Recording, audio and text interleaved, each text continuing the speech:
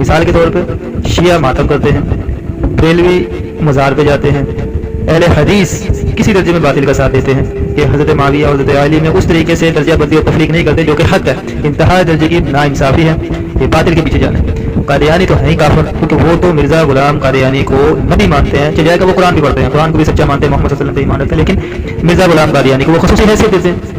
کون بچے؟ دیوبندی۔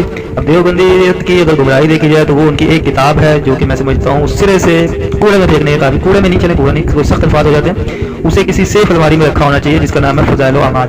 کوئی بھی کتاب ہو، فضائل و اعمال ہی نہیں، کوئی بھی کتاب ہو، وہ یہ حق نہیں رکھتی بے شک وہ جس مرضی درجے کی پائے کی ہو کہ اسے قرآن کا درجہ دیا جائے، نعوذ باللہ من ذالک۔ مسجدوں کے اندر جو کتاب پڑھی جانی چاہیے وہ صرف اور صرف قرآن ہے۔ فويل للذين يكتبون الكتاب بأيديهم ثم يقولون هذا من عند الله ليشتروا به ثمنا قليلا فويل لهم مما كتبت أيديهم وويل لهم مما يكسبون۔